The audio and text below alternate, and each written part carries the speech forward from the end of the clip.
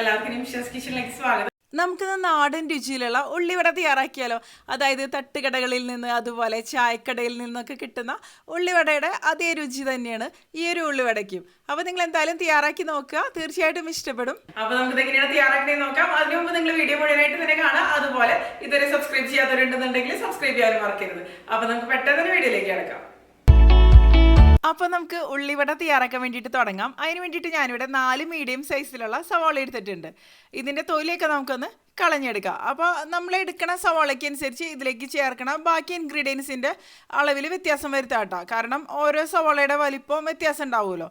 അപ്പോൾ ഞാൻ ഇതിൻ്റെ തൊലി മുഴുവനായിട്ട് കളഞ്ഞെടുത്തതിന് ശേഷം പിന്നെ നമുക്കിത് നന്നായിട്ട് കഴുകി തുടച്ചെടുക്കണം. അതിനുശേഷം മാത്രം പിന്നെ തയ്യാറാക്കാൻ തുടങ്ങിയാൽ മതി കേട്ടോ. അപ്പോൾ ഞാൻ കണ്ടില്ലേ, ഇതുപോലെ കഴുകി തുടച്ചെടുത്തിട്ടുണ്ട്. ഇനി നമുക്കിതൊന്ന് കട്ട് ചെയ്തെടുക്കാം. അപ്പോൾ കട്ട് ചെയ്തെടുക്കുന്ന സമയത്ത് നല്ല കനം കുറച്ചിട്ട് തന്നെ കട്ട് ചെയ്തെടുക്കുക. ഈ ഒരു പോർഷൻ കട്ട് ചെയ്ത് മാറ്റണം, അല്ലെങ്കിൽ നന്നായിട്ട് വരില്ല.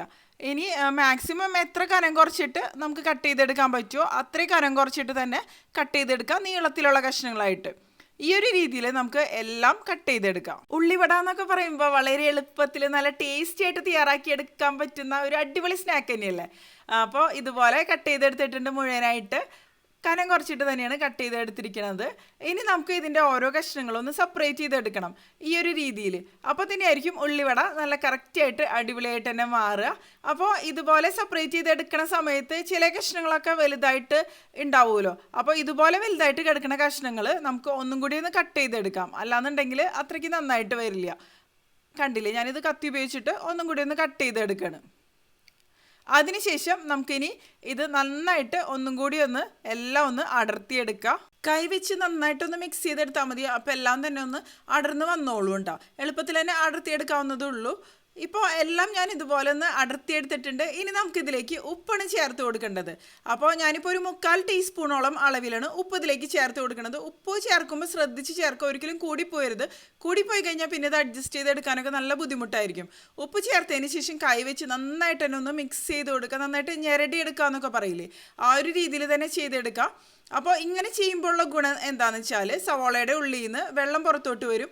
അതുപോലെ സവാള നല്ല സോഫ്റ്റ് ആയിട്ട് തന്നെ മാറും. കുറച്ച് സമയം ഇതുപോലെ ഒന്ന് മിക്സ് ചെയ്ത് കൊടുക്കാം. അതുപോലെ സവാളയുടെ എല്ലാ ഭാഗത്തും ഉപ്പ് നന്നായിട്ട് തന്നെ ഒന്ന് പിടിച്ചു വന്നിട്ടുണ്ട്.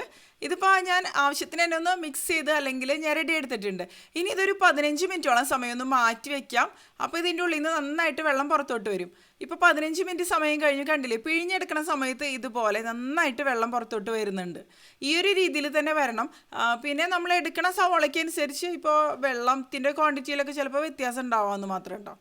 അതെങ്ങനെയാണെന്നുണ്ടെങ്കിലും കുഴപ്പമില്ല. നമ്മൾ ഉപ്പ് ചേർത്തിട്ട് മിക്സ് ചെയ്യുമ്പോൾ എന്തായാലും ഇതുപോലെ വെള്ളം പുറത്തോട്ട് വരും. നമ്മൾ ഈ ഒരു റെസിപ്പിയിൽ എക്സ്ട്രാ വെള്ളമൊന്നും ചേർത്ത് കൊടുക്കാറില്ല സാധാരണ രീതിയിൽ. ഇനി ഇതിലേക്ക് നമുക്ക് പച്ചമുളക് മുറിച്ചത് ചേർത്ത് കൊടുക്കാം. ഞാനിപ്പോൾ ഒരു 4 പച്ചമുളകാണ് ഇതിന് വേണ്ടിയിട്ട് എടുത്തിരിക്കുന്നത്. എരിവിനനുസരിച്ച് ചേർക്കാം. പിന്നെ ഒരു കഷ്ണം ഇഞ്ചി നല്ല ചെറുതായിട്ട് മുറിച്ചതും അതുപോലെ കറിവേപ്പില മുറിച്ചതും കൂടി ചേർത്ത് കൊടുക്കുക. ഇഞ്ചി അതുപോലെ പച്ചമുളക് കറിവേപ്പില അതൊക്കെ നല്ലൊരു ഫ്ലേവർ തന്നെ കൊടുക്കും. ഈ ഒരു റെസിപ്പിയിൽ നമ്മൾ മുളക് പൊടിയൊന്നും ചേർത്ത് കൊടുക്കണില്ല. പച്ചമുളകിൻ്റെ എരിവ് തന്നെയാണ് ഇതിൽ വരുന്നത്. അപ്പോൾ ആവശ്യത്തിന് തന്നെ പച്ചമുളക് ചേർക്കുക. പിന്നെ കുട്ടികൾക്ക് കൊടുക്കാനൊക്കെ ആണെന്നുണ്ടെങ്കിൽ കുറച്ച് എരിവ് കുറയ്ക്കാട്ടോ. ഇനി ഇതിലേക്ക് നമുക്ക് കടലമാവ് ചേർത്ത് കൊടുക്കുക. അപ്പോൾ കടലമാവ് ഞാനിപ്പോൾ ആദ്യം ചേർത്ത് കൊടുക്കുന്നത് ഒരു 3 ടേബിൾ സ്പൂണോളം അളവിലാണ്. ഇപ്പോൾ കടലമാവ് ചേർത്ത് കൊടുക്കുന്ന സമയത്ത് നോക്കിയിട്ട് തന്നെ ചേർത്ത് കൊടുക്കുക. ആദ്യം ഒരുപാട് ചേർത്ത് കൊടുക്കരുത്. 3 ടേബിൾ സ്പൂൺ കടലമാവ് ഇപ്പോൾ ചേർത്ത് കൊടുത്തിട്ടുണ്ട്. ഇനി ഞാനിതിലേക്ക് മൈദയാണ് ചേർത്ത് കൊടുക്കുന്നത്. മൈദയും ഒരു 3 ടേബിൾ സ്പൂൺ അളവിൽ നമുക്ക് ഇപ്പോൾ ചേർത്ത് കൊടുക്കാം. പിന്നെ വേണമെന്നുണ്ടെങ്കിൽ കൂടുതൽ ചേർത്ത് കൊടുക്കാം. ഉള്ളിവട എന്നൊക്കെ പറയുമ്പോൾ അതിൽ മെയിൻ താരം എന്ന് പറയുന്നത് ഉള്ളി തന്നെയാണ്, അതായത് സവാള തന്നെയാണ്. ഇപ്പോൾ മൈദയാണെങ്കിലും കടലമാവാണെന്നുണ്ടെങ്കിലും വളരെ കുറച്ച് അളവിൽ തന്നെയാണ് ഇതിൽ ചേർക്കാൻ പാടുള്ളൂ. ഒരു ബൈൻഡിങ്ങിന് വേണ്ടിയിട്ട് മാത്രമാണ് മൈദയും കടലമാവൊക്കെ നമ്മൾ ഇതിലേക്ക് ചേർക്കണത്. ഇതെല്ലാം കൂടി നമുക്ക് നന്നായിട്ടൊന്ന് മിക്സ് ചെയ്ത് കൊടുക്കാം. മിക്സ് ചെയ്ത് എടുക്കുന്ന സമയത്ത് ഇത് കറക്റ്റായിട്ടൊന്ന് ഉരുട്ടിയെടുക്കാൻ പറ്റാവുന്ന ഒരു രീതിയിലായിട്ട് വരണം. അതിന് വേണ്ടിയിട്ടാണ് നമ്മൾ ഇതിലേക്ക് മൈദയും കടലമാവൊക്കെ ചേർത്ത് കൊടുക്കുന്നത്. അപ്പോൾ ഉള്ളിവട നമുക്ക് മൈദ മാത്രം ഉപയോഗിച്ചിട്ടും തയ്യാറാക്കാം, കടലമാവ് മാത്രം ഉപയോഗിച്ചിട്ടും തയ്യാറാക്കാം. മൈദ മാത്രം ഉപയോഗിച്ചിട്ട് തയ്യാറാക്കുന്നതായിരിക്കും കൂടുതൽ ടേസ്റ്റി ആയിട്ട് വരിക. പക്ഷേ ഗോതമ്പ് പൊടി ആകുമ്പോൾ അത്രയ്ക്ക് ടേസ്റ്റി ആയിട്ടൊന്നും വരില്ല. ഇപ്പോൾ ഇത് ജസ്റ്റ് ഒന്ന് ഉരുട്ടിയെടുക്കാൻ പറ്റുന്നുണ്ട്, പക്ഷേ ഇതിൽ വാട്ടർ കണ്ടൻറ്റ് കുറച്ച് കൂടുതലാണ്. ഞാനിതിലേക്ക് 1 ടേബിൾ സ്പൂൺ അളവിൽ കടലമാവും അതുപോലെ 1 ടേബിൾ സ്പൂൺ അളവിൽ മൈദയും കൂടി ചേർത്ത് കൊടുക്കുന്നുണ്ട്. ഇനിയിപ്പോൾ കറക്റ്റായിട്ട് വരുന്നത് തോന്നുന്നത്. നമുക്കൊന്നും കൂടി ഒന്ന് നന്നായിട്ടൊന്ന് മിക്സ് ചെയ്ത് കൊടുത്ത് നോക്കാം കേട്ടോ. പിന്നെ ഈ ഒരു റെസിപ്പിയിൽ മൈദയുടെ അല്ലെങ്കിൽ കടലമാവിൻ്റെ അളവ് കൂടി പോയി കഴിഞ്ഞിട്ടുണ്ടെങ്കിൽ ഇതിൻ്റെ ഉൾഭാഗമൊക്കെ വെന്ത് വരാനൊക്കെ നല്ല ബുദ്ധിമുട്ടായിരിക്കും. ഇപ്പോൾ ഞാനിത് കറക്റ്റായിട്ടൊന്ന് മിക്സ് ചെയ്തെടുത്തിട്ടുണ്ട്. ഇതിലേക്ക് ഞാൻ 4 ടേബിൾ സ്പൂൺ അളവിൽ മൈദയും അതുപോലെ 4 ടേബിൾ സ്പൂൺ അളവിൽ കടലമാവാണ് ചേർത്ത് കൊടുത്തിരിക്കുന്നത്. ഇനി നമുക്കിതൊന്ന് ഉരുട്ടിയെടുക്കണം. അപ്പോൾ അതിന് വേണ്ടിയിട്ട് ഞാനിവിടെ ഒരു പാത്രത്തിൽ കുറച്ച് വെള്ളം എടുത്തിട്ടുണ്ട്.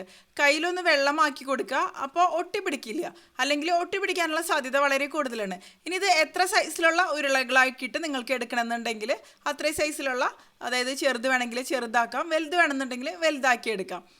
അല്ലെങ്കിൽ തീരെ ചെറിയ സൈസിൽ വേണമെന്നുണ്ടെങ്കിൽ അങ്ങനെ തയ്യാറാക്കിയെടുക്കാം. വലുതാകുമ്പോൾ ഉൾഭാഗമൊക്കെ ഫ്രൈ ആയിട്ട് വരാൻ കുറച്ച് സമയം എടുക്കുന്നു മാത്രം. ഇപ്പോൾ ഞാൻ ഇതുപോലെ ഉരുട്ടിയെടുത്തതിന് ശേഷം ഒരു പ്ലേറ്റിലേക്ക് മാറ്റി വയ്ക്കണം. എല്ലാം നമുക്ക് ഇതുപോലെ ഇഷ്ടമുള്ള സൈസിലുള്ള ഉരുളകളായിട്ട് മാറ്റിയെടുക്കാം കേട്ടോ.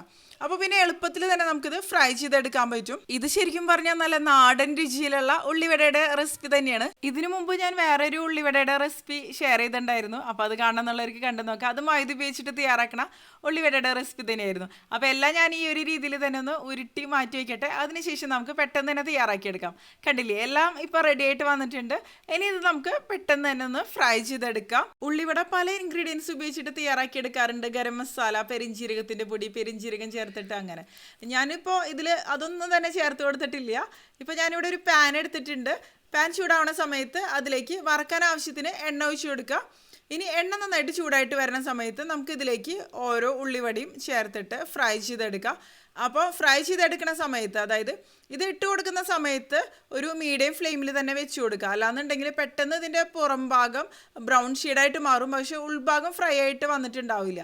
അതായത് കറക്റ്റായിട്ട് വെന്ത് വരണം ഇതുപോലെ നമ്മൾ തയ്യാറാക്കുന്ന സമയത്ത്. ഇതിപ്പോൾ കുറച്ച് വലിപ്പമുണ്ടല്ലോ ഇതിന്. അപ്പോൾ ഒരുപാട് ക്രൗഡഡ് ആയിട്ട് ഇട്ട് കൊടുക്കണ്ട, അപ്പോഴും കറക്റ്റായിട്ട് കുക്കായിട്ട് വരാനൊക്കെ ബുദ്ധിമുട്ടായിരിക്കും. അപ്പോൾ ഒരു ലോ ഫ്ലെയിമിൽ വെച്ചിട്ട് തന്നെ ഇത് പിന്നെ ഫ്രൈ ചെയ്തെടുത്താൽ മതി. ഇട്ട് കൊടുക്കുന്ന സമയത്ത് മീഡിയം ഫ്ലെയിമിൽ വയ്ക്കുക, പിന്നെ കുറച്ച് കഴിയുമ്പോൾ ലോ ഫ്ലെയിമിൽ വെച്ചിട്ട് ഫ്രൈ ചെയ്തെടുക്കുക. തിരിച്ച് മറിച്ചിട്ടിട്ട് നല്ലപോലെ വെന്ത് വരുന്ന രീതിയിൽ തന്നെ ഫ്രൈ ചെയ്തെടുക്കണം. അപ്പോഴായിരിക്കും ടേസ്റ്റി ആയിട്ട് തന്നെ മാറുക.